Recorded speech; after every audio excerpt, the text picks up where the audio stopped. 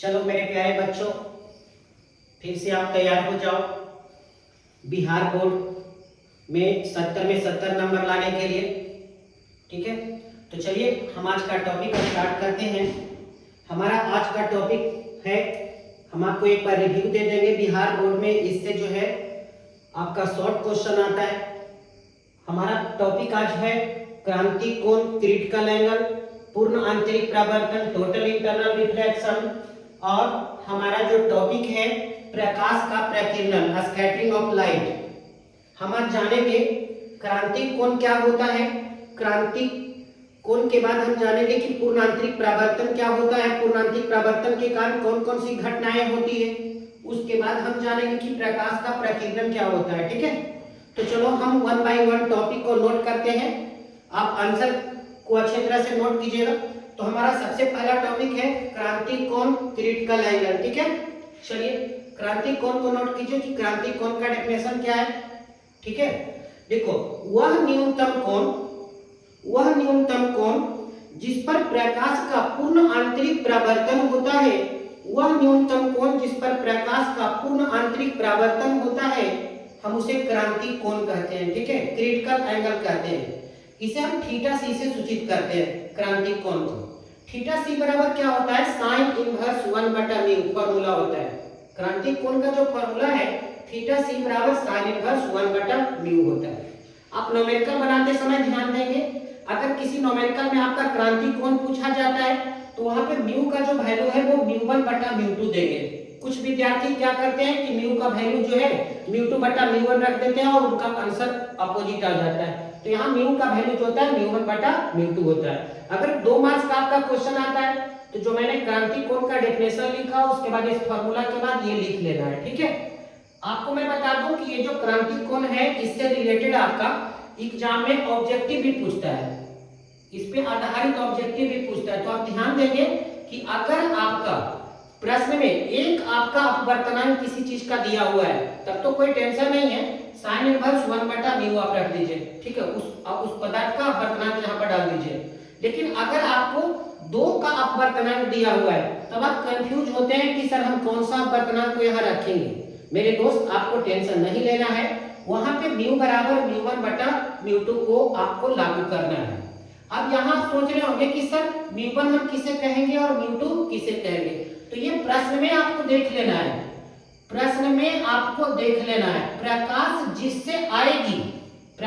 जिससे आएगी वह जो होगा μ1 का वैल्यू होगा और प्रकाश जिसमें जाएगी वह μ2 वैल्यू होगा। ठीक है, तो प्रश्न में ये दिया रहेगा कि प्रकाश जो है हवा से जल में जा रही है या जल से कांच में जा रही है, कहां से किस में जा रही है ये आपको दिया हुआ रहेगा। सो वहां से आप डिटरमाइन कर लेना कि μ1 का वैल्यू क्या होने वाला है, μ2 का वैल्यू क्या होने वाला है।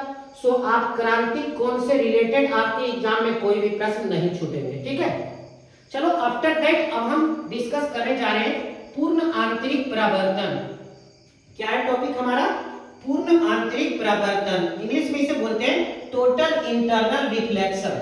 अब हम समझेंगे कि पूर्ण आंतरिक परावर्तन किसको कहते हैं, शॉर्ट में हम इसे TIR कहते हैं, टोटल इंटरनल रिफ्लेक्शन। पूर्ण आंतरिक परावर्तन का मतलब होता है कि प्रकाश की किरण कोई सतह पर पड़े और पड़ने के बाद उसकी 100% मात्रा जो है उसी माध्यम में लौट जाए और प्रकाश की कोई भी इंटेंसिटी का लॉस नहीं हो, तो हम कहेंगे कि वहां पर प्रकाश का पूर्ण आंतरिक क्या हुआ है, परावर्तन हुआ है।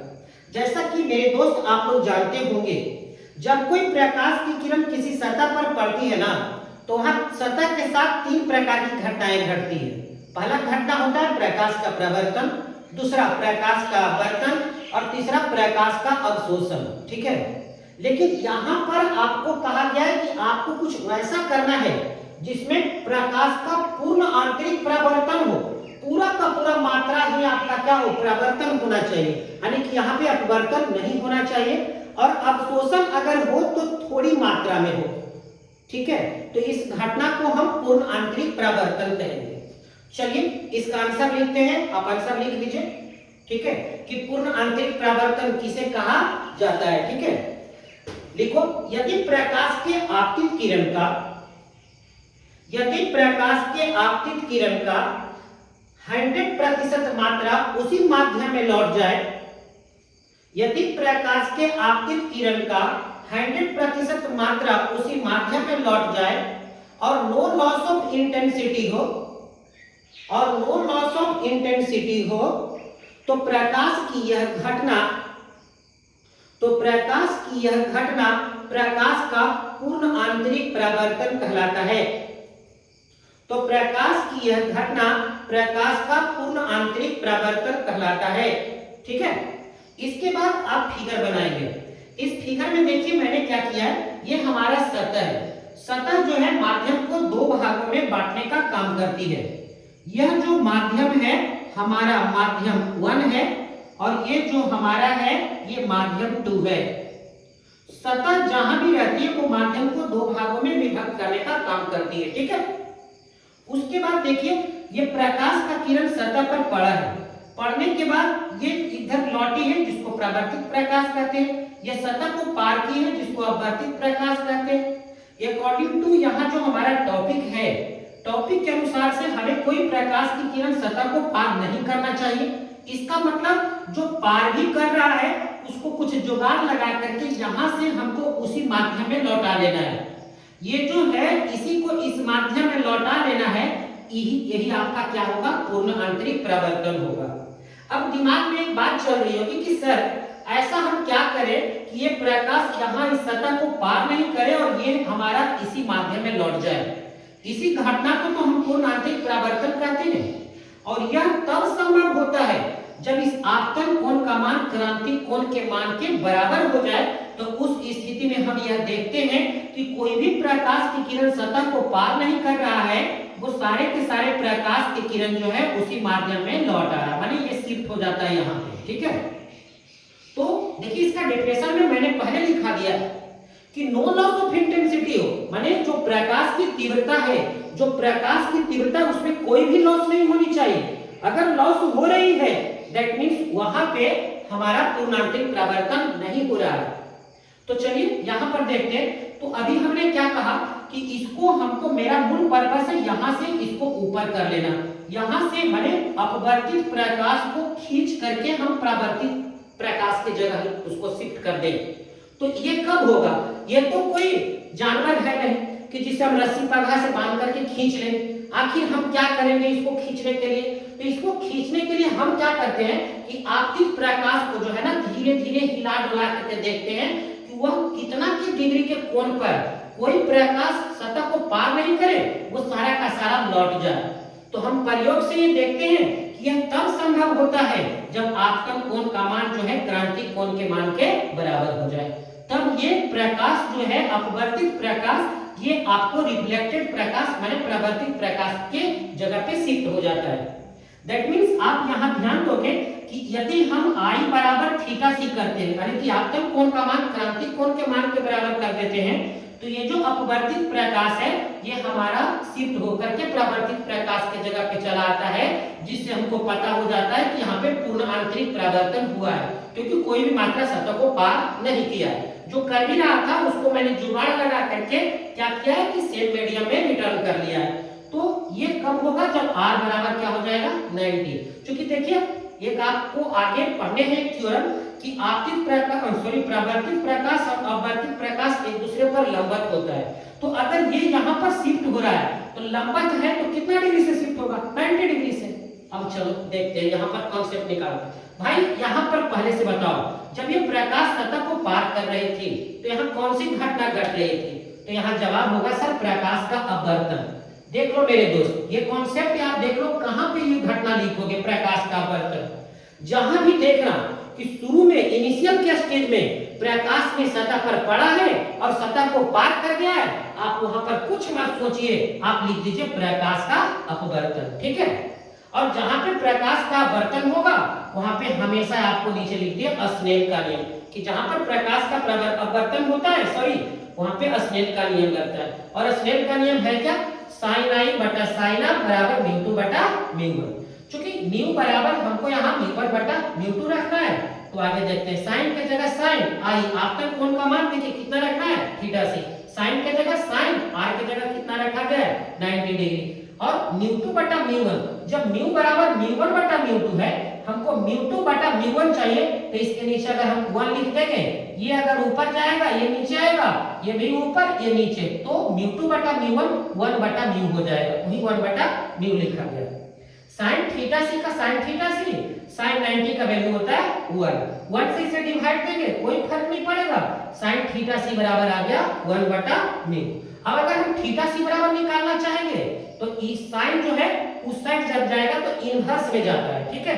मैथ में एक रूल्स है कि अगर कोई ऑपरेटर छोड़ करके, अगर कोई ऑपरेटर किसी एंगल को छोड़ करके बराबर के उस साइड जाए तो वो इनवर्स में जाता है, ठीक है। तो देखिए यहाँ थीटा सी बराबर ये ऑपरेटर छोड़ करके जा रहा है तो साइन इनवर्स 1 बटा μ। सो अगर पूर्ण आंतरिक परावर्तन क्या है आता है एग्जाम में, आप डेफिनेशन लिख दीजिए और इतना तक आप कर दीजिए। देखिए पूर्ण आंतरिक परावर्तन के से रिलेटेड ऑब्जेक्टिव भी आते हैं, तो वो कौन से ऑब्जेक्टिव है जो पूर्ण आंतरिक परावर्तन पर डिपेंडेंट आते हैं। पहला होता है पूर्ण आंतरिक परावर्तन के शर्त जानते हैं, इसी से ऑब्जेक्टिव आता है हमको, ठीक है।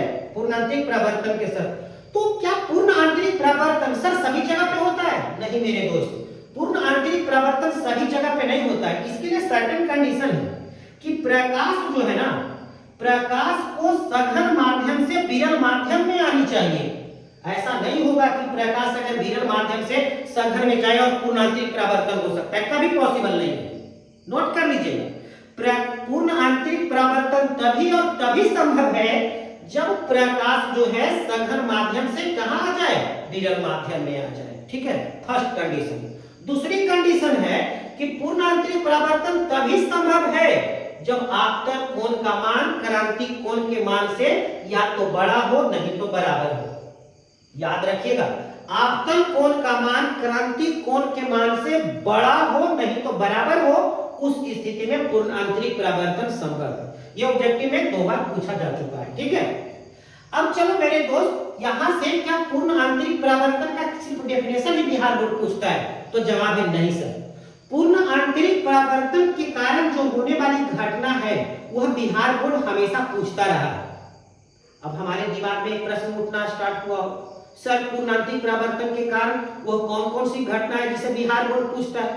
हैरान मत होइए, हम आपको जो बताएंगे उससे आगे एक भी बिहार बोर्ड के कोई भी क्वेश्चन नहीं आएगा। तो पूर्ण आंतरिक परावर्तन से जो रिलेटेड क्वेश्चन आता है वो ये, इस कॉन्सेप्ट को बोलेंगे पूर्ण आंतरिक परावर्तन के अनुप्रयोग। हम जो बताने जा रहे हैं कि ये सब पूछता है, ये सारे प्रश्न में पूर्ण आंतरिक परावर्तन के ही कॉन्सेप्ट लगते हैं। तो वो कौन कौन से इसके अनुप्रयोग है? पहला क्वेश्चन आता है कि हवा का बुलबुले का चमकना, एग्जाम में आएगा हवा का बुलबुला क्यों चमकता है।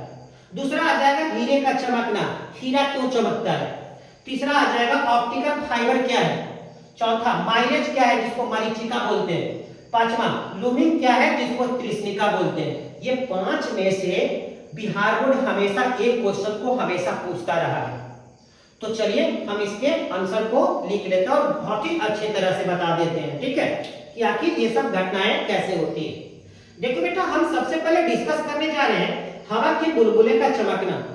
हवा का जो बुलबुला का चमकना है ना, आंसर आएगा कोई भी, इसका जवाब बस सभी प्रश्न का जवाब घुमा करके यही लिखना है, ठीक है, कि हवा के बुलबुले का चमकना पूर्ण आंतरिक परावर्तन के कारण होता है। सबसे पहले लिखना है हवा के बुलबुले का चमकना पूर्ण आंतरिक परावर्तन के कारण होता है। और हवा के केस में जो पूर्ण आंतरिक परावर्तन होता है ना, वो बुलबुले के बाहरी सतह पर होता है।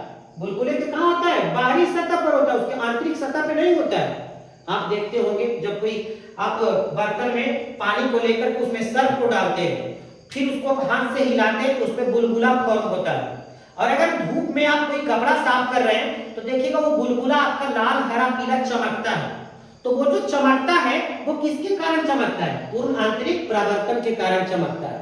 और वो चमकता कैसे है? तो उस बुलबुले के बाहरी सतह पर कोई प्रकाश की किरण पड़ती है और 100% मात्रा उसी माध्यम में लौट जाती है, जिसके कारण उसमें हमको क्या दिखता है? चमक दिखता है, ठीक है।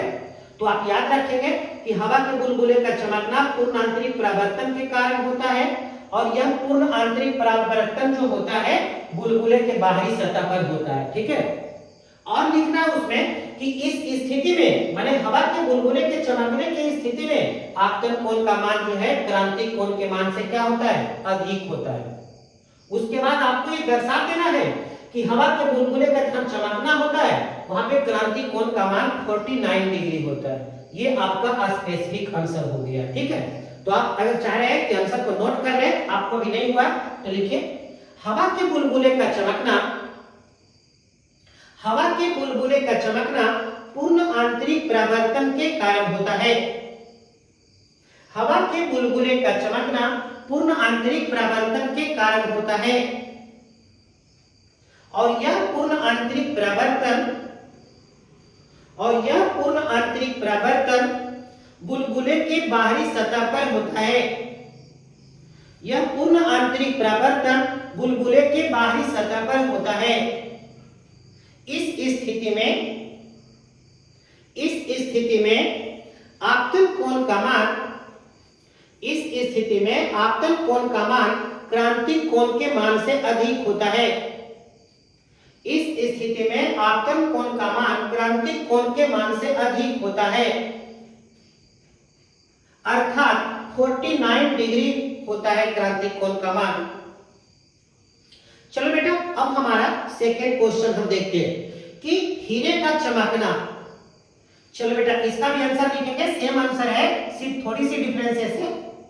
लिखो हीरे का चमकना, देखिए तीर के निशान। हीरे का चमकना पूर्ण आंतरिक परावर्तन के कारण होता है। हीरे का चमकना पूर्ण आंतरिक परावर्तन के कारण होता है और यह पूर्ण आंतरिक परावर्तन हीरे के आंतरिक सतह में होता है। यह पूर्ण आंतरिक परावर्तन हीरे के आंतरिक सतह में होता है। इस स्थिति में आपतन कोण का मान क्रांतिक कोण के मान से अधिक होता है। आपतन कोण का मान क्रांतिक कोण के मान से अधिक होता है। लाइन चेंज करके लिखोगे, इस स्थिति में क्रांतिक कोण का मान 24 डिग्री होता है। क्रांतिक कोण का मान 24 डिग्री होता है। फिर हम फिगर बना लेंगे। देखिए मैं फिगर समझा रहा हूं आपको, ठीक है। ये हमारा डायमंड है, डायमंड का मतलब हीरा, ठीक है।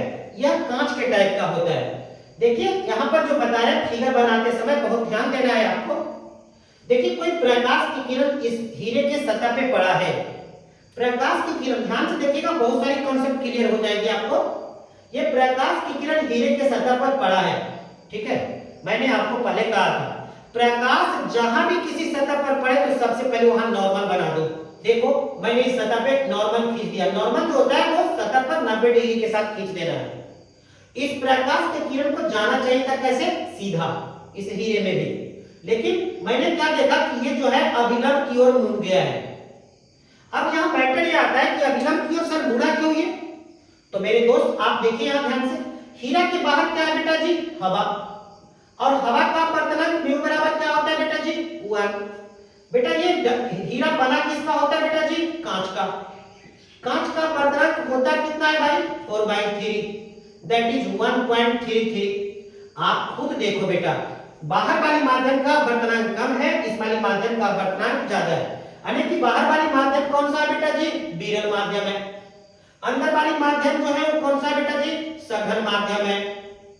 अब खुद देखो ये प्रकाश कहां से कहां आ रही है, विरल माध्यम से सघन माध्यम में आ रही है। ये जो आप देख रहे हो ये प्रकाश जो है विरल माध्यम में आ रही है और इसे सीधे जाना चाहिए था, लेकिन मुड़ी इसके पीछे कारण यही है कि प्रकाश, हम जानते हैं कि प्रकाश जब विरल माध्यम से सघन माध्यम में जाती है तो अभिलंब की ओर क्या होती है, मुड़ जाती है। अब समझ में आ गया होगा आपको कि सर ऐसा क्यों बोल रहे थे कि ये अभिलंब की ओर आ जाएगी। कंसेप्ट क्लियर हो गया। चलो अब ये प्रकाश जब मुड़ी तो फिर से आकर के दूसरी सतह पे पड़ी।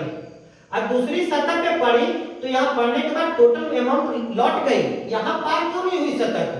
तो मैं आपको बता देता हूँ, यहाँ पे पूरा का पूरा एक ही माध्यम है, सिर्फ कांच है।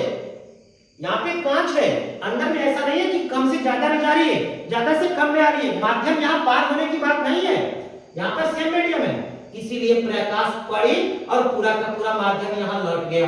पूरा का पूरा प्रकाश और यहाँ लौट गया, और यहाँ पर जो घटना हुई यही घटना तो पूर्णांतरिक परावर्तन है।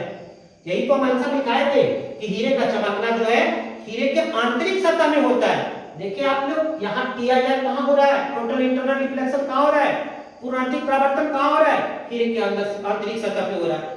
फिर से प्रकाश यहाँ से चली, क्योंकि आपको पता है यहाँ पे क्या परावर्तन लगेगा, परावर्तन क्यों लगेगा भाई, तो प्रकाश आई और वही उसी माध्यम में लौट गई, क्योंकि सेमी माध्यम अंदर सारे कांच है, तो जितना के कोण से आएगी उतना ही के कोण से यहाँ देखो फिर से यहाँ लौट गई, फिर से ये इस सतह पे पड़ी, फिर जितना के कोण से आई उतना ही के कोण से यहाँ निकली, यानी कि यहाँ भी, क्योंकि ये भी क्या है आपका, ये भी आपका सेम मीडियम है, कांच ही है, यहाँ पर माध्यम देखो प्रकाश जो है क्या माध्यम को पार हो रही है नहीं, तो फिर सेम मीडियम है, यानी कि जितना के कोण से आएगी उतना के कोण से जाएगी, क्योंकि मीडियम जब तक एक से दूसरा में नहीं जाएगा तो प्रकाश के मुड़ने की घटना नहीं होगी, वहां पे प्रकाश का अपवर्तन नहीं होगा, वहां पे स्नेल का नियम नहीं लगेगा। यहाँ पर आप सेम देख सकते हो, सेम मीडियम है। सो फिर से अब यहाँ पर जब आई तो यहाँ पर फिर से देखो यहाँ पर क्या हो गया, यहाँ पर प्रकाश जब सतह पर आई क्या बना, नॉर्मल, इसे जाना चाहिए था सीधे, आप ध्यान दीजिएगा, इसे जाना चाहिए था इस प्रकाश को सीधे, लेकिन देखो यह अभिलंब से दूर भाग रही है। आखिर क्यों अभिलंब से दूर भाग रही है, क्योंकि यहाँ पर देखो प्रकाश कहां से कहां आ रही है, अंदर वाले माध्यम क्या बोले थे, सघन, बाहर वाले माध्यम क्या है, विरल, यानी कि यहाँ प्रकाश सघन से कहां जा रही है, विरल में, और आपको मैंने बताया था प्रकाश अगर सघन से विरल में जाए तो अभिलंब से दूर जाती है। सो यहाँ पर हम यही कहना चाह रहे थे कि हीरे के चमकने की स्थिति में जो पूर्ण आंतरिक परावर्तन हुई है वो हीरे के आंतरिक सतह में हुई है, ठीक है। अब आप सोच रहे होंगे सर आप तो कह दिए कि क्रांतिक कोण का मान 24 डिग्री होता है, how to set it sir, आप कैसे कह रहे हैं, देखो मेरे दोस्त क्रांतिक कोण मैं यहाँ निकाल लेता हूँ, ठीक है। क्रांतिक कोण का क्या फार्मूला है, साइन इनवर्स 1/μ। मैंने आपको कहा था अगर एक अपवर्तनांक बेटा दिया हुआ है तो आप कुछ नहीं, आप आंख बंद करके जिस पर जो पदार्थ है उसका अपवर्तनांक रख दीजिए।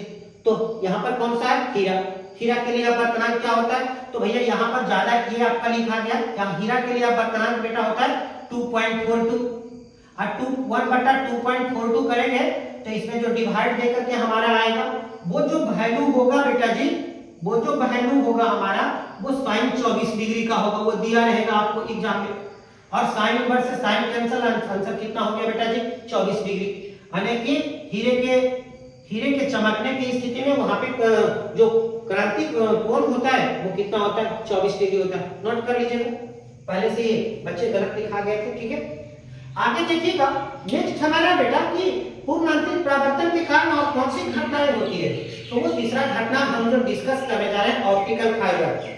बिहार बोर्ड काफी बार इसको पूछ चुका है, ऑप्टिकल फाइबर क्या है, ऑप्टिकल फाइबर क्या है, प्रकाशिकीय तंतु भी इसको बोलते हैं, क्या बोलते हैं, प्रकाशिकीय तंतु भी इसको बोलते हैं। चलो नोट करो आंसर कि ऑप्टिकल फाइबर क्या है, ठीक है, जल्दी से नोट करो, क्योंकि हमको बहुत ही कम समय में आपको एग्जाम तक पूरा जो है तुम्हारा सिलेबस उसको पूरा भी करना है और तुम्हें याद भी करवा देना है। तो लिखिए ऑप्टिकल फाइबर वह फाइबर जिसमें प्रकाश का पूर्ण आंतरिक परावर्तन होता है, वह फाइबर जिसमें प्रकाश का पूर्ण आंतरिक परावर्तन होता है, वह फाइबर जिसमें प्रकाश का पूर्ण आंतरिक परावर्तन होता है ऑप्टिकल फाइबर कहलाता है, ऑप्टिकल फाइबर कहलाता है। लाइन चेंज करके लिखेंगे, ऑप्टिकल फाइबर का उपयोग, ऑप्टिकल फाइबर का उपयोग टेलीकम्युनिकेशन में, ऑप्टिकल फाइबर का उपयोग टेलीकम्युनिकेशन में, टेलीकम्युनिकेशन माने संचार पद्धति, टेलीकम्युनिकेशन में सिग्नल को एक स्थान से दूसरे स्थान तक,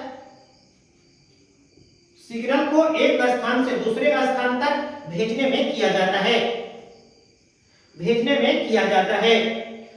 बस हो गया आपका ऑप्टिकल फाइबर खत्म। Next is mileage, next is mileage, Hindi में मरीचिका। ये मरीचिका क्या होता है, मरीचिका क्या होता है, देखिए शब्द यहां देखिएगा मरीचिका, मरीच, मरीच, मरीच तो सुने होंगे भैया, सीता के हरने में रावण जो सीता को हर ले गया, इसमें मरीच का एक बहुत बड़ा रोल था। मरीच नाम का एक राक्षस जो है सोने के मिर्ग, मिर्ग माने मरीच होता है, सोने के मृग के भेष में आया। सीता को उस पे लोभ हो गया। सीता ने लक्ष्मण को आदेश दिया कि तू इसे जाकर के लाओ। सॉरी, उन्होंने राम से कहा कि हमें ये मरीच चाहिए। राम उसके पीछे दौड़ पड़े। बाद में हुआ ये कि फिर लक्ष्मण जो उनकी रक्षा कर रहे थे, उस मरीच के कुछ माया जाल में आकर के कुछ आवाज उत्पन्न हुई, बचाओ बचाओ। तब माता सीता को लगा कि शायद हमारे पति राम का जान खतरे में है। वो लक्ष्मण को जाने के लिए कह दी। इसी दौरान रावण वहां पहुंचता है भिक्षा मांगने की दृष्टि से, और वो सीता को उठा ले जाता है। ऐसे तो ये कहानी बहुत बड़ी है, लेकिन हम यहाँ सिर्फ बता रहे हैं मरीचिका। ये मरीच क्या है? तो भाई, ये जो मरीचिका भ्रम है, मरीचिका एक भ्रम है। जिस प्रकार से सीता को भ्रम हुआ था कि ये सोने का मृग है, वह एक भ्रम था, ये मरीचिका भी भ्रम है, लेकिन वो भ्रम नहीं है। यहाँ पर आइए हम कॉन्सेप्ट पे आते हैं अब बिना टाइम गवाए हुए। तो ये मरीचिका क्या है जो बताते हैं। देखते हो कि गर्मी के दिनों में जो है ना, गर्मी के दिनों में रेगिस्तान में केवल बालू ही बालू होता है।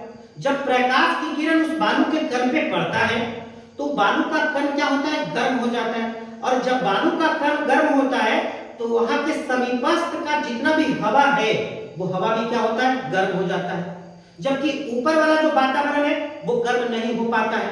ऊपर वाला वातावरण गर्म है, नहीं हो पाता है। अब खुद सोच लीजिए, नीचे का हवा गर्म है, ऊपर का हवा गर्म नहीं है, तो यहाँ पर एक ही माध्यम में दो प्रकार की उत्पन्न हो जाती है। और गर्म माने दो प्रकार का हो जाता है। अपवर्तनांक वहां चेंज कर जाता है, और अपवर्तनांक के चेंज करने के कारण वहां पर हमको क्या माने भ्रम होता है कि मरीचिका है। ठीक है, और क्या होता है कि आखिर इस टॉपिक का मरीचिका नाम क्यों पड़ा था, ये मैं बताता हूं। क्या होता है, यही भ्रम जो है, मरीच माने हिरण को जान भी इसमें गंवाने पड़ते हैं। उनको लगता है इस मरीचिका उत्पन्न होता है, हिरण को लगता है कि आगे जलाशय ही जलाशय, पानी का तालाब है, जिसमें वो अपनी प्यास को बुझाने के लिए वो उसमें पीना चाहती है। और वो दौड़ दौड़ दौड़ करके कि अब मिल जाएगा तालाब, अब मिल जाएगा तालाब, ये दौड़ करके वो अपना जान तक त्याग देती है, बट उसकी प्यास नहीं मिटती है, क्योंकि वही तो भ्रम है, वही तो मरीचिका है। ठीक है, तो चलो मेरे दोस्त, आइए मरीचिका लिखते हैं। आप इतना सुनने के बाद हमें उम्मीद है कि आप बिहार बोर्ड में आप इसका आंसर लिख पाइएगा कि मरीचिका क्या है। लेकिन चलिए हम नोट करा देते हैं आंसर को। कुछ बच्चे कह रहे थे सर आप बोल तो देते हैं, समझा देते हैं, बट आंसर अच्छे हमसे नहीं लिखा पाते हैं, आंसर की क्वालिटी नहीं अच्छा हो पाती है। सर जब आंसर की क्वालिटी अच्छा नहीं हो पाएगी तो हम टॉप कैसे कर पाएंगे? फिर जो आपका मिशन है 70/70 ये फेल कर जाएगा। तो सर हम आपसे रिक्वेस्ट करते हैं कि आप सभी प्रश्न के आंसर को आप खुद बोल करके लिखा दें। चलो बाबू, अगर आपने ऐसा कहा है तो मैं आपको आंसर इसका जरूर लिखा दूंगा। ठीक है, क्योंकि हमारा भी मिशन है बिहार बोर्ड 70/70। ठीक है, चलो लिखो मरीचिका। मरीचिका रेगिस्तान में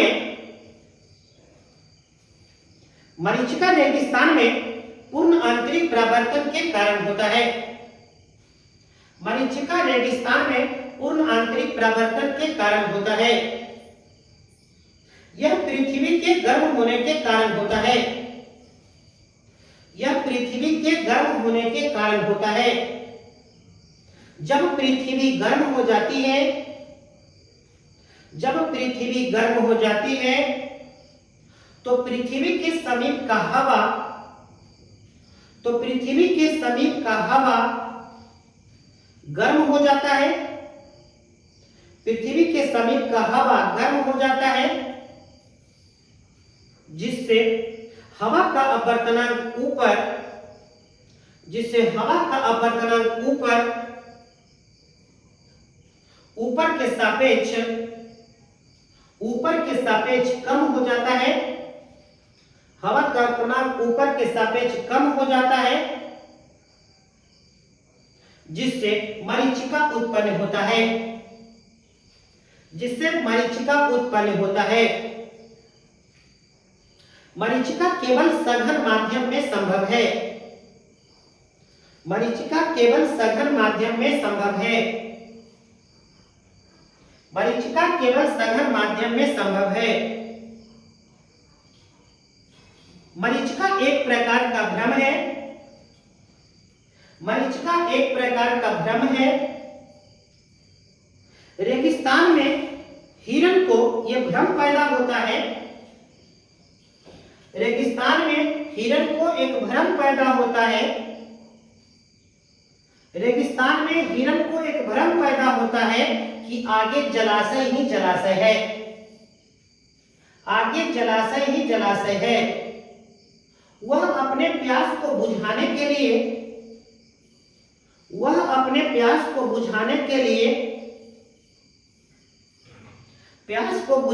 लिए दौड़ दौड़कर अपना प्राण तक त्याग देती है।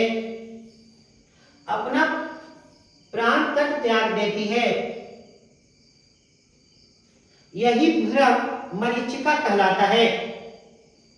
यही भ्रम मरीचिका कहलाता है। ठीक है, तो आपके आंसर कंप्लीट हो गए मरीचिका का। नेक्स्ट हमारा है बेटा जी लूमिंग। लूमिंग क्या है? तृष्णिका। देखिए मैं इसके बारे में ज्यादा कुछ नहीं बोलने वाला हूं। ठीक है, ये जो है ना गर्मी में रेगिस्तान गर्मी के मौसम में रेगिस्तान में होता है और ये ठंड के दिनों में होता है तृष्णिका। बस फर्क है, लिख देंगे कि मरीचिका के समान तृष्णिका उत्पन्न होता है, लेकिन यहाँ ये जो है विरल माध्यम में उत्पन्न होता है और ऑब्जेक्टिव में बहुत ज्यादा पूछता है। ये सब्जेक्टिव में नहीं आता है। ठीक है, तो इसके लिए टेंशन नहीं लेना। ठीक है, तो इस प्रकार से हमारा जो टॉपिक था पूर्ण आंतरिक प्रवर्तन, टोटल इंटरनल रिफ्लेक्शन, जिसको शॉर्ट में हम TIR कहते हैं, टोटल इंटरनल रिफ्लेक्शन कहते हैं, और पूर्ण आंतरिक प्रवर्तन के क्या क्या अनुप्रयोग थे जो एग्जाम में पूछे जाते हैं, मैं उसका डिस्कस किया अभी तक। ठीक है, अब हमारा नेक्स्ट टॉपिक जो है मेरे दोस्त, प्रकाश का प्रकीर्णन पढ़ना है, स्कैटरिंग ऑफ लाइट। आप सोच रहे होंगे सर प्रकाश का प्रकीर्णन क्या होता है, तो सबसे पहले मैं इसकी कुछ एग्जांपल बता देता हूं। आप सुबह उठते होंगे, देखते होंगे सूर्य भगवान जो होते हैं वो लाल दिखाई पड़ते हैं, 12 बजे के समय में पीला दिखाई पड़ते हैं, फिर से शाम को जो है वो लाल दिखाई पड़ते हैं। क्या सूर्य भगवान के जिम में पिगमेंट है जो रंग बदलने में काम आता है? जी नहीं, ये वायुमंडलीय घटना के कारण ये रंग होता है, और ये उसमें जो है प्रकाश के प्रकीर्णन, उसी घटना को हम कहते हैं। हम उस टॉपिक को बताएंगे कि प्रकाश का प्रकीर्णन होता क्या है। ठीक है, देखिए पहले समझिए प्रकाश के प्रकीर्णन को हम याद करा देते हैं। ये हमारा माध्यम का कोई कण, जैसे वायुमंडल में बहुत छोटे छोटे कण होते हैं जो आपको दिखते भी नहीं होंगे। कुछ बच्चे कहेंगे सर वायुमंडल में कण होते हैं। हाँ बाबू, वायुमंडल में बहुत छोटे छोटे कण होते हैं, अनंत कण होती है वायुमंडल में। और जब प्रकाश की किरण इस वायुमंडल के माने माध्यम के कण पर पड़ता है तो ये माध्यम के कण क्या करता है? प्रकाश के कुछ मात्रा को अवशोषित कर लेता है और कुछ मात्रा को वह जो है कुछ मात्रा को वह सभी दिशा में उत्सर्जित कर देता है। यह अवशोषित और उत्सर्जित करने की जो घटना है ना, इसी को हम प्रकाश का प्रकीर्णन कहते हैं। अब एग्जाम में आ जाए इसका आंसर, तो क्या लिखोगे? जब कोई प्रकाश की किरण माध्यम के कण पर पड़ता है, माध्यम के कण पर पड़ता है और कण पर पड़ने के बाद उसकी कुछ मात्रा अवशोषित हो जाती है और कुछ मात्रा सभी दिशा में उत्सर्जित हो जाती है। अवशोषित और उत्सर्जित करने की इस घटना को हम क्या कहते हैं? प्रकाश का प्रकीर्णन कहते हैं। और ये जो प्रकाश उत्सर्जित होती है, इस प्रकाश को हम कहते हैं, जो उत्सर्जित प्रकाश होती है इसको बोलते हैं प्रकीर्णित प्रकाश। और इस प्रकाश का प्रकीर्णन को किसने दिया था? रेले साहब ने दिया था। रेले वैज्ञानिक थे। रेले साहब ने कहा था कि जो प्रकीर्णित प्रकाश होगा, ये जो प्रकीर्णित प्रकाश है उसकी तीव्रता जो होगी वो प्रकाश के तरंग दैर्ध्य के चतुर्थ घात के व्युत्क्रमानुपाती होती है। इसका मतलब है कि यदि लैम्डा माने तरंग दैर्ध्य जिस रंग का अधिक होगा उस रंग का प्रकीर्णन कम होगा, और जिस रंग का तरंग दैर्ध्य कम होगा उस रंग का प्रकीर्णन, उस रंग का तीव्रता अधिक होगा। तो पहले आइए हम इसके आंसर को लिखा देते हैं कि प्रकाश का एग्जाम में आ रहा है कि प्रकाश का प्रकीर्णन क्या है, तो आप क्या लिखेंगे? लिखिए प्रकाश का प्रकीर्णन। जब कोई प्रकाश की किरण माध्यम के कण पर पड़ता है, जब कोई प्रकाश की किरण माध्यम के कण पर पड़ता है, माध्यम के कण पर पड़ता है, तो कण पर पड़ने के बाद, उसका कुछ मात्रा अवशोषित हो जाता है,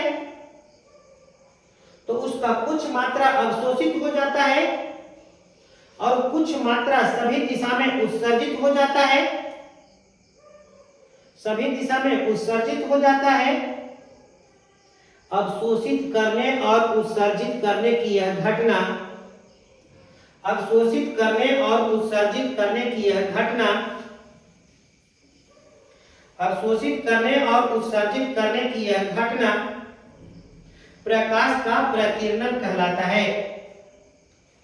उत्सर्जित करने की यह घटना प्रकाश का प्रकीर्णन कहलाता है।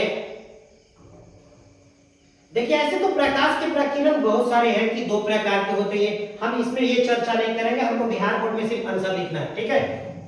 ऐसे इसको बहुत ही लॉन्ग डेरिवेशंस भी है, तो हम अभी केवल आंसर देंगे बिहार बोर्ड के लिए, ओके। तो ये बात मत कहिएगा कि सर को सर आगे कुछ पता नहीं था, इतना ही पढ़ा करके चले गए, ठीक है। लिखे लाइन चेंज करके। प्रकाश के प्रकीर्णन को रेले ने दिया था, प्रकाश के प्रकीर्णन को रेले ने दिया था। रेले के अनुसार प्रकीर्णित प्रकाश का तीव्रता, रेले के अनुसार प्रकीर्णित प्रकाश का तीव्रता, देखिए यहाँ पे प्रकीर्णित प्रकाश का तीव्रता, प्रकीर्णित प्रकाश का तीव्रता प्रकाश के तरंगदैर्ध्य के, प्रकाश के तरंगदैर्ध्य के चतुर्थ घात के, प्रकाश के तरंगदैर्ध्य के चतुर्थ घात के, तरंगदैर्ध्य के चतुर्थ घात के व्युत्क्रमानुपाती होता है, व्युत्क्रमानुपाती होता है, अर्थात I समानुपाती 1/लैम्डा के पावर 4, I समानुपाती 1/लैम्डा के पावर 4। देखो अभी हमने क्या कहा था कि जो प्रकीर्णित प्रकाश का तीव्रता है, लिखा है डेफिनेशन में, वो प्रकाश के तरंगदैर्ध्य के समान, प्रकाश के तरंगदैर्ध्य के चतुर्थ घात के व्युत्क्रमानुपाती होता है, इसको नोट कर लीजिए। उसके बाद आप यहाँ ये देख रहे हैं, अभी हम बताएंगे जिस रंग का तरंगदैर्ध्य सबसे अधिक होगा उस रंग का प्रकीर्णन सबसे कम होगा, और जिस रंग का तरंगदैर्ध्य सबसे कम होगा उस रंग का प्रकीर्णन क्या होगा, सबसे अधिक होगा, ठीक है। यानी कि तरंगदैर्ध्य अगर महत्तम है रंग का तो प्रकीर्णन कम, और अगर तरंगदैर्ध्य कम है तो प्रकीर्णन क्या, अधिक। ज्यादा के लिए लिख सकते हैं। हम जानते हैं कि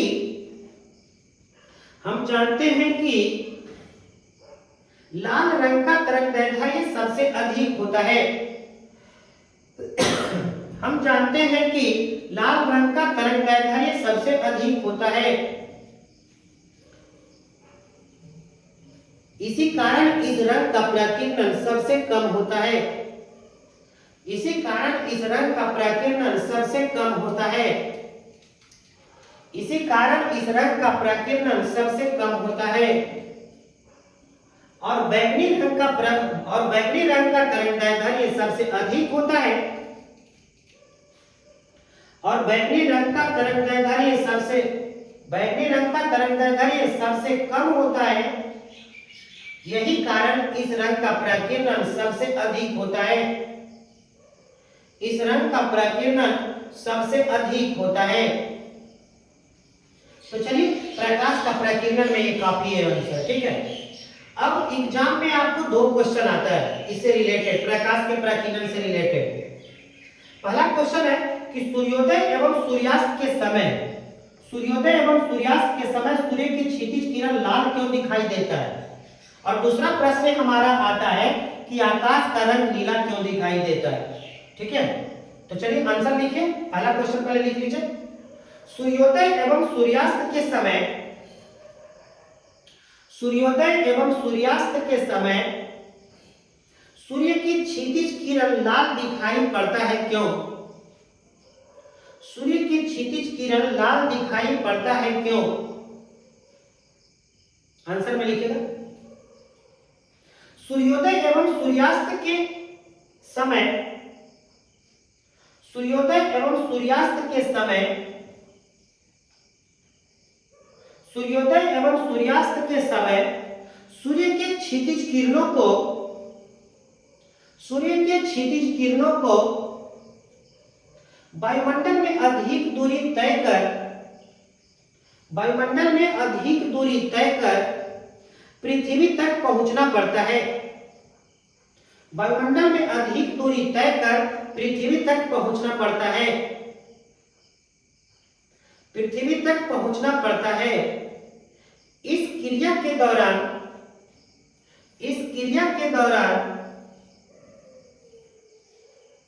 वायुमंडल के कणों से प्रकाश का प्रकीर्णन हो जाता है।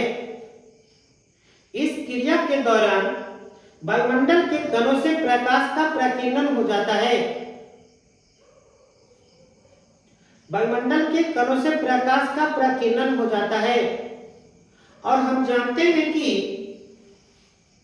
और हम जानते हैं कि लाल रंग का तरंगदैर्ध्य सबसे अधिक होता है, कि लाल रंग का तरंगदैर्ध्य सबसे अधिक होता है। इसी कारण इस रंग का प्रकीर्णन कम होता है, इसी कारण इस रंग का प्रकीर्णन कम होता है, इस रंग का प्रकीर्णन कम होता है, अर्थात कम मात्रा में लौटता है, कम मात्रा में लौटता है, जिससे लाल रंग का प्रकाश हमारी नेत्र तक, जिससे लाल रंग का प्रकाश हमारी नेत्र तक सबसे अधिक मात्रा में पहुंचती है, सबसे अधिक मात्रा में हमारी नेत्र तक पहुंचती है। चूंकि इस रंग का प्रकीर्णन, चूंकि इस रंग का प्रकीर्णन बहुत कम होता है। यही कारण है कि, यही कारण है कि सूर्योदय एवं सूर्यास्त के स्थिति में, सूर्योदय एवं सूर्यास्त के स्थिति में सूर्य के क्षितिज किरण लाल दिखाई पड़ता है। सूर्य के क्षितिज किरण लाल दिखाई पड़ता है। चलो, तो आप ये याद रखेंगे कि सूर्योदय एवं सूर्यास्त के समय सूर्य की क्षितिज का लाल दिखाई पड़ना प्रकाश के प्रकीर्णन के कारण ही होता है। ठीक है, चलो बेटा दूसरा क्वेश्चन लिखेंगे हम लोग। देखो, आकाश का रंग नीला दिखाई देता है क्यों? आकाश का रंग नीला दिखाई देता है क्यों?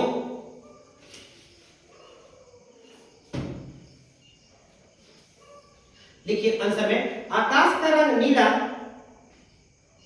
आकाश का रंग नीला प्रकाश के प्रकीर्णन के कारण दिखाई पड़ता है।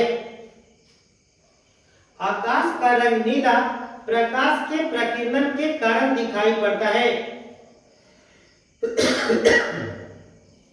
प्रकाश के प्रकीर्णन के कारण दिखाई पड़ता है। नीला रंग का प्रकीर्णन सबसे अधिक होता है, नीला रंग का प्रकीर्णन सबसे अधिक होता है, ब्रैकेट में लिख लेना, रेले के प्रमेय से, रेले के प्रमेय से। अभी हम बताए थे, देखो बैगनी नहीं लिया जाता है, ठीक है, नीला लिया जाता है, बैगनी इग्नोर किया जाता है उसको, तो नीला लिया जाता है। ठीक है, देखो रेले के प्रमेय से, चूंकि हम जानते हैं कि, लाइन चेंज करके, चूंकि हम जानते हैं कि आकाश उसी रंग में दिखाई देता है, आकाश उसी रंग में दिखाई देता है, उसी रंग में दिखाई देता है जिस रंग का प्रकीर्णन सबसे अधिक होता है। आकाश उसी रंग में दिखाई देता है जिस रंग का प्रकीर्णन सबसे अधिक होता है, जिस रंग का प्रकीर्णन सबसे अधिक होता है। इसी कारण आकाश, इसी कारण आकाश का रंग नीला दिखाई पड़ता है, आकाश का रंग नीला दिखाई पड़ता है। तो हमारा ये भी आपका प्रश्न हो गया कि आकाश का रंग नीला दिखाई पड़ता है क्यों। ठीक है, देखो मेरे प्यारे विद्यार्थी, आपको आप घर पे बैठ करके आराम से आप पढ़ पा रहे हैं। आप ये खुद सोचिए इस वीडियो को, इसको वीडियो को बनाने में कितना मेहनत करना पड़ रहा है। तो इतना मेहनत के लिए एक लाइक और एक सब्सक्राइब तो बनता है। हम आपसे ये रिक्वेस्ट करेंगे कि आप इस वीडियो को ज्यादा से ज्यादा लोगों तक शेयर करें, उनको सब्सक्राइब करने के लिए कहें, क्योंकि बहुत उम्मीद के साथ मैं YouTube पर आया हूं। इसके पहले जो हमारी स्टेटस है वो बड़े बड़े संस्थानों के साथ है। मैं IIT फिरजी में काम कर चुका हूं। हमारी टीचिंग एक्सपीरियंस 15 ईयर्स का है। वो तो आप इससे आइडिया लगा पा रहे होंगे आंसर की क्वालिटी और पढ़ाने के स्टाइल से। हम जिसके साथ काम करते थे हमारी उसके साथ बनी नहीं, हमारी उससे कुछ हो गई खटपट, जिसके कारण मैंने सोच लिया कि अब मुझे स्वतंत्र होकर के काम करना है, किसी के अंडर में काम नहीं करना है। बड़े जो ब्रांड कोचिंग होते हैं वो सिर्फ और सिर्फ छोटे टीचर्स का उपयोग करते हैं, उसे कुछ नहीं मिलता है। हम जितनी मेहनत करते हैं सिर्फ हमारी यूज किया जाता है वहां पे, और वो हमारे पढ़ाई और हमारे रिजल्ट जो देते हैं हम उसका वो ब्रांड बन करके वो काफी पैसा विद्यार्थियों से लेता है। तो हम आपसे ये रिक्वेस्ट करेंगे कि आप हमारे, अगर आपको लग रहा है कि हमारी ये वीडियो आपके लिए काफी उपयोगी हो रही है, आपको लग रहा है कि आप घर पे बैठे 70 में 70 ला सकते हैं, सो मेरे दोस्त आप अपने सभी परिवार के साथ, आप अपने दोस्तों को इस वीडियो को ज्यादा से ज्यादा शेयर करें, ताकि मुझे भी कॉन्फिडेंस मिले कि नहीं, हम जिस बच्चे के लिए मेहनत कर रहे हैं वो बच्चे भी हमें सपोर्ट कर रहे हैं। ठीक है, मैं और आपसे विशेष कुछ नहीं कहूंगा और नहीं आपसे कुछ बड़ा तोहफा मांग रहे हैं कि भाई मुझे आप इसके बारे में, मैं आपको एकदम कंफर्म कर देते हैं बेटा जी, हमारे क्वेश्चंस, हम उतना ही क्वेश्चंस बता रहे हैं जो बिहार बोर्ड में बार बार पूछे जा रहे हैं और पूछे जाते हैं। हमारी गेसिंग क्वेश्चन का जो लड़ने का जो हमारी प्रतिशतता है वो 200% है।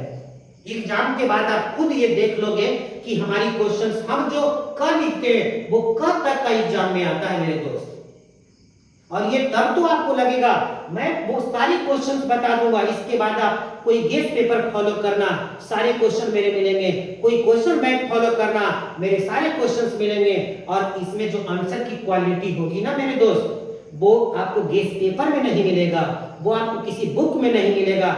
ये हमारे द्वारा जो बनाए गए बेहतरीन आंसर हैं, जो आपको इजी वे में आपके दिमाग में सेट हो जाएगा, वो आंसर हम आपको दे रहे हैं। ठीक है, तो आपसे रिक्वेस्ट है आप इसे ज्यादा से ज्यादा लोगों तक शेयर करें, कॉल करना पड़े तो कॉल करें, बट मेरे चैनल को सब्सक्राइब इतने दूर तक आप पहुंचाए कि जहां से हम लड़े हैं मैं उससे भी आगे निकल पाऊं। ठीक है, बस आज के लिए इतना ही तक। चलिए नेक्स्ट वीडियो में मिलते हैं, नेक्स्ट क्लास में हम मिलते हैं, तब तक के लिए बाय बाय।